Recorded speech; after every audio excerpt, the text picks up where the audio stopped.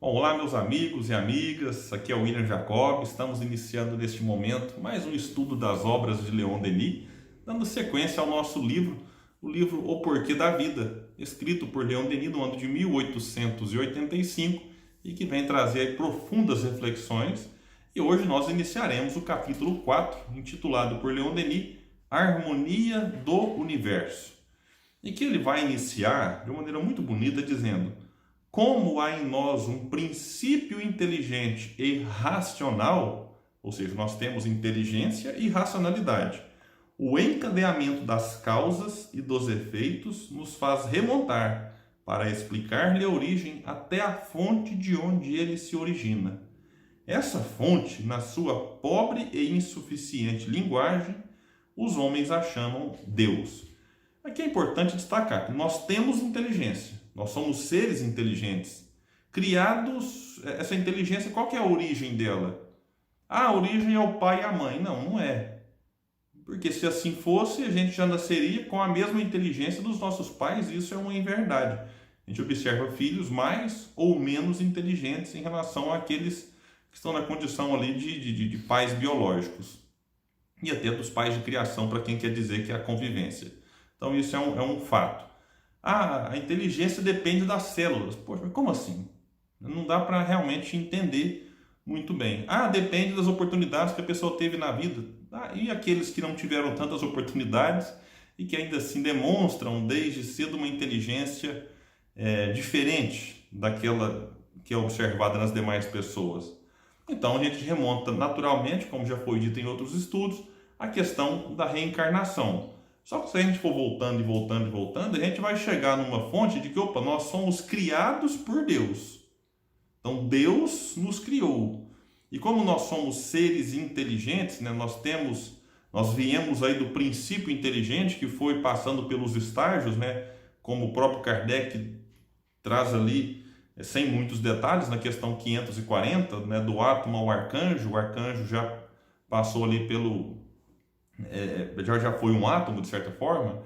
Então nós estagiamos nisso até que temos a condição de ser indivíduos inteligentes. Mas nós temos que reconhecer, como Kardec descobre ali na questão 1 do Livro dos Espíritos, que é Deus. Deus é a inteligência suprema, do universo, causa primária de todas as coisas. Então Deus é a inteligência suprema e nós somos os seres inteligentes, né, que compõem aí este universo criado por Deus. Maiores detalhes a respeito de Deus, a gente pode tentar, Leon Denis faz isso muito bem no livro O Grande Enigma, tentar trazer aí maiores reflexões a respeito de Deus, da sua importância, da importância da gente compreender, né, os seus próprios atributos, que a gente vai falar um pouco mais para frente. Então essas questões elas são importantes, mas não dá para simplesmente encaixar Deus, né, numa definição e falar: olha, Deus é isso, pronto, acabou. Colocar Deus numa caixinha seria limitá-lo, e não dá para limitar Deus. Então Leon Denis vem ao longo deste capítulo demonstrar que Deus se manifesta também pelas suas obras. Mas esse é assunto mais para frente. Vamos aqui voltar, que Leon Denis vem nos falar agora aqui, que dessa nossa própria relação. Ele fala: olha, é das nossas relações com o grande arquiteto dos mundos que decorrem a harmonia universal, a comunhão, a fraternidade. Para sermos irmãos com efeito, é preciso ter um pai comum, e esse pai só pode ser Deus. E um pouco antes, eu pulei aqui só para trazer agora só a explicação, ele fala que todos nós, consciente ou inconscientemente, caminhamos para um objetivo comum, que vamos dizer que ele é o foco de onde irradiam toda a ideia de justiça.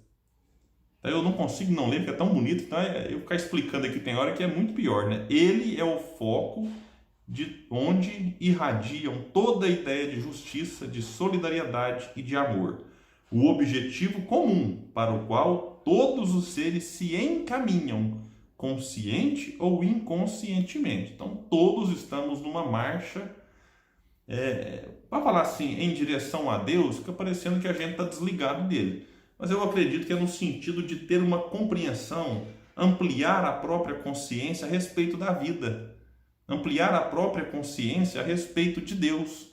Todos fomos criados simples e ignorantes, e todos chegaremos à condição de espírito puro num progresso sem cessar. Todos nós estamos progredindo e nunca pararemos de progredir. Essa ideia de nunca parar de progredir, ela até me incomoda de imaginar, gente, como é que pode ser depois que se chega nas condições aí bem, mas bem elevadas mesmo. Mas vamos focar aqui no estudo de hoje, que é como o Leon Denis vem nos falar dessa nossa caminhada, dessa nossa jornada consciente ou inconsciente, até um ponto em que a gente vai ter tanta compreensão de Deus que a gente vai manifestar a sua vontade de uma maneira clara, cristalina, de uma maneira fiel, como Jesus manifestou. Ao ponto do próprio mestre dizer que eu e o Pai somos um. As pessoas depois pegaram esse trecho e transformaram isso, foi um dos objetos ali, que levou a criar o dogma de que Jesus é Deus. Então Jesus, na verdade, é um emissário, é como se fosse um embaixador, aquele que representa uma autoridade maior. Então Deus, na terra, era o representante direto, o enviado, o Messias, representando aqui na terra Deus entre os homens. Então esse é que é o nosso objetivo, é chegar um dia nesse nível. A gente sabe que vai demorar, mas a gente não pode desistir. E um passo importante é a gente compreender a humanidade, compreender as outras pessoas também como filhas de Deus, ou seja, nossas irmãs. Os homens são nossos irmãos.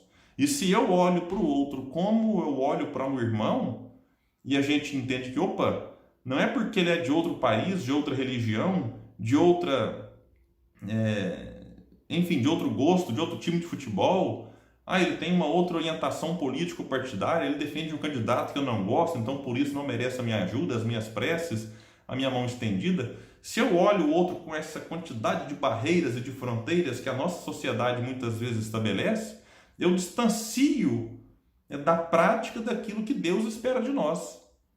Então a gente precisa compreender essa nossa irmandade como Jesus deixa claro na oração do Pai Nosso. Pai Nosso. Então não é o Pai meu, o Pai dos espíritas, o Pai dos católicos, o Pai dos evangélicos. É o Pai de todos, inclusive dos ateus. Então quando a gente compreende essa paternidade, é claro que não na condição aqui de pai, homem, a figura masculina, só para a gente entender. Quando eu coloco Deus nessa figura de paternidade da humanidade, a gente passa a olhar as pessoas com menos barreiras e aí fica mais fácil de eu ajudá-las, de eu auxiliá-las. E é isso que o mundo precisa, de pessoas auxiliando pessoas, de indivíduos auxiliando indivíduos. Como a gente fala sempre, Deus ajuda a criatura através das criaturas. Mas na medida em que eu não venço e não supero essas barreiras, repito, às vezes até étnicas, raciais, enfim, as muitas barreiras, eu simplesmente distancio-me daquilo que, não vou nem dizer que Jesus espera de nós, porque Jesus fez a sua parte, agora cada um, que no seu tempo pratica, mas daquilo que Jesus veio nos ensinar. Quando conta a parábola do bom samaritano, por exemplo, o samaritano não enxergou no homem caído nenhuma barreira que impedisse com que ele atuasse como Jesus atuaria, por exemplo. Então isso é importante a gente destacar, essa nossa irmandade, e aí ampliando o nosso conceito de família consanguínea para aquilo que Kardec nos traz de família espiritual. Deus, vai continuar Leon Denis, dir-se-á, tem sido apresentado sob aspectos tão estranhos, às vezes tão revoltantes pelos homens sectários, que o espírito moderno dele se afastou. Mas o que importam as divagações dos sectários? Pretender que Deus possa ser diminuído pelos propósitos dos homens equivale a dizer que o Mont Blanc e o Himalaia podem ser enlameados pelo sopro de um mosquito. A verdade plana, radiosa, deslumbrante, bem acima das obscuridades teológicas. Então a gente às vezes pode dizer, mas e os ateus? Nós já falamos várias vezes aqui nos estudos anteriores. Os ateus às vezes eles são ateus porque o que foi apresentado para eles é um Deus injusto, cruel, um Deus, o pessoal fala, é Deus brasileiro. um Deus assim, um Deus assado, que a lógica não aceita. Então aí eles, de certa forma, eu até entendo que sejam ateus. Mas agora, William, mas e aí? O que a gente deve fazer com os ateus? Pô, a gente deve esclarecer se eles quiserem ser esclarecidos. Eu não vou impor que eles acreditem em Deus, porque nem Deus faz isso com as suas criaturas, deixa para que cada um acredite quando quiser e se quiser. O importante é que sejamos pessoas boas. E o fato delas não acreditarem não muda em nada a divindade. Como Leon Denis fala, é a mesma coisa que achar que um espírito, um mosquito, vai conseguir enlamear o Mont Blanc, aí uma montanha altíssima lá. Não vai. Assim como a pessoa, eu não acredito. Tudo bem, você pode não acreditar. Eu não acredito na teoria aí da relatividade. Tudo bem, a teoria da relatividade vai continuar existindo. Eu não acredito em outras coisas. Tudo bem, não é porque você não acredita que virará lei. Então a gente tem que respeitar o direito das pessoas não acreditarem. Mas nem por isso deixar de esclarecê-las quando a oportunidade surge. Claro, com respeito, com carinho, e se o outro também quiser, sem nenhum tipo de violência. Bom, eu falei no começo que a gente ia trazer aqui alguns atributos de Deus, já que a gente não pode compreendê-lo na sua totalidade, até porque os Espíritos falam várias vezes que até as palavras do nosso vocabulário dificultam isso. Mas na questão 13 de O Livro dos Espíritos, os Espíritos trazem para Kardec os seguintes atributos de Deus. Deus é eterno. Se ele tivesse tido um começo, teria saído do nada, ou teria sido criado, ele mesmo por um ser anterior. É assim que, de degrau em degrau, remontamos ao infinito e à eternidade. Deus é imutável. Se estivesse sujeito às mudanças, as leis que regem o universo não teriam nenhuma estabilidade. Bom, da eternidade de Deus nós falamos no estudo anterior, eu acho que ou em 2 anteriores. Não dá para... Deus teve uma origem, então não seria mais eterno. Nós somos imortais, que tivemos um começo, não teremos fim. Deus é imutável, não dá para... Deus vai mudar agora de acordo com a nossa vontade. Não dá, Deus é imutável. Deus não muda de acordo com as estações, de acordo com a nossa opinião, com o nosso desejo. É imaterial, quer dizer, sua natureza difere de tudo o que chamamos matéria. De outro modo, ele não seria imutável, porque estaria sujeito às transformações da matéria. Se ele fosse matéria, ele mudaria. Como não muda, é porque ele é imaterial. É único. Então, que eu nem vou ler porque isso aqui é simples. Se tivesse outro, aí a gente teria vários deuses e teria meio que uma concorrência, então seria meio que uma bagunça no universo. Deus é todo poderoso, diz os Espíritos, porque é único. Se não tivesse o soberano poder, haveria alguma coisa mais poderosa, ou tão poderosa quanto ele. Não teria feito todas as coisas, e as que não tivesse feito seriam obras de um outro Deus. Se a pessoa tivesse um outro ser tão poderoso quanto ou mais superior que esse, como muitas pessoas, tem hora que eu penso que as pessoas pensam que o demônio é mais poderoso que Deus, naquela figura de demônio como um ser. Não dá. A gente sabe, enquanto espírita, que não existe demônio como muitos teólogos religiosos pintam. Demônio para nós nada mais são do que indivíduos, espíritos desencarnados que se opõem ali às ideias da caridade, do amor e tentam propagar o mal. E Deus é soberanamente justo e bom. A sabedoria providencial das leis divinas se revela nas menores coisas como nas maiores. E essa sabedoria não permite duvidar da sua justiça nem da sua bondade. Então aqui eu achei interessante que a gente fala assim, é soberanamente justo. Aí o pessoal vai querer só justiça, mas os Espíritos fazem questão de colocar a bondade junto com a justiça, porque uma coisa complementa a outra, e aí a justiça divina deve ser um guia, deve ser um norte para a nossa justiça.